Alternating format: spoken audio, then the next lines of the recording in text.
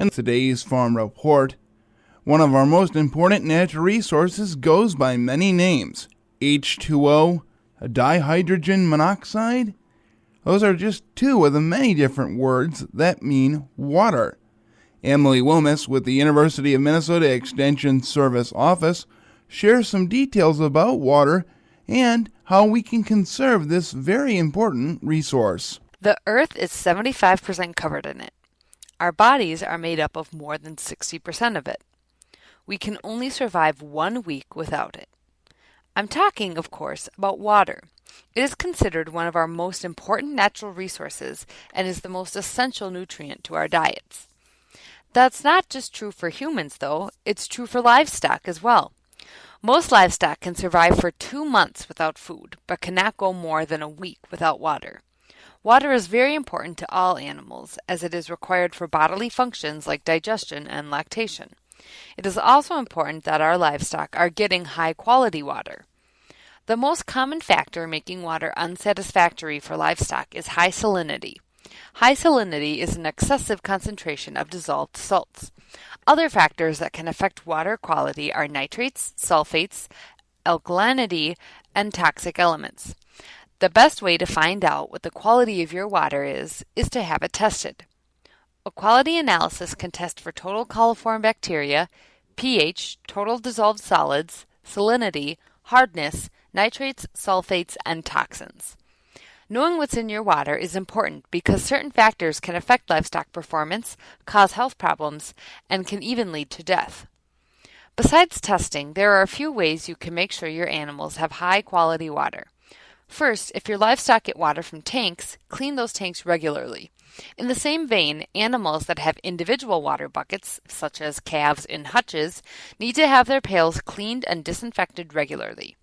If your animals have access to ponds or streams, try to limit those access points in order to keep the water cleaner. Keep in mind, livestock should have access to clean, fresh water at all times. Water is an essential but often overlooked nutrient for all livestock. Giving our animals plenty of fresh, high-quality water will ensure peak health and optimum performance. The best way to know what's in your water is to have it regularly tested once a year. If you have any questions about water quality or water testing, contact me at the Stearns County Extension Office at 320-255-6169. This is Emily Wilmes with University of Minnesota Extension. The U.S. Department of Agriculture on Friday awarded more than $4.5 million to 49 American veterinarians to help repay a portion of their veterinary school loans in return for serving in areas lacking sufficient veterinary resources.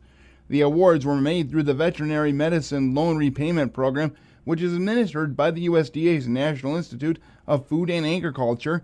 Participants are required to serve in one of 3 types of shortage situations. Awardees filling Type 1 shortages areas must dedicate at least 80% of their time to provision of food animal veterinary services. Type 2 shortages are rural areas in which awardees are obliged to provide food animal veterinary services at least 30% of their time. And Type 3 shortages are dedicated to public practice, and awardees must commit to at least 49% of their time. Education and certification can help producers keep up on some of the newest techniques and help them with their newest ideas. Emily Wilmes with the University of Minnesota Extension Service Office shares an exciting educational opportunity available to the Beef Quality Assurance Program. There is currently an awesome opportunity for beef and dairy producers to get free online certification for beef quality assurance. Beef Quality Assurance, or BQA, is a checkoff-funded program that has existed for more than 25 years and provides guidelines for beef cattle production. BQA is put on by the Beef Cattle Institute, housed at Kansas State University. Beef Quality Assurance is valuable to all beef and dairy producers because it demonstrates commitment to food safety and quality, safeguards the public image of the industry, upholds consumer confidence in valuable beef products, protects the beef industry from additional and burdensome government regulation, improves the sale value of marketed beef cattle, and enhances herd profitability through better management.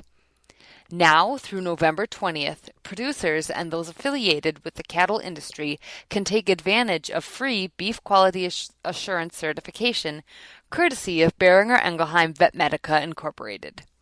BIVI's partnership with the Checkoff-funded BQA program makes this $25 to $50 savings possible. To access the training, visit www.bivi-bqa.com. Again, that's www.bivi-bqa.com.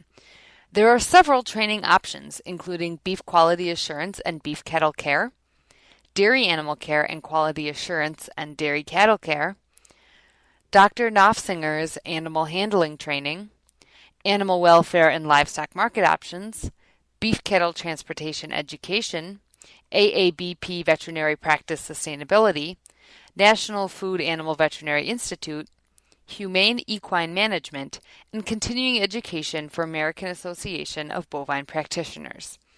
Again, for the free beef quality assurance training, visit www.bivi-bqa.com before November 20th to take advantage of this awesome opportunity. This is Emily Wilmus with University of Minnesota Extension.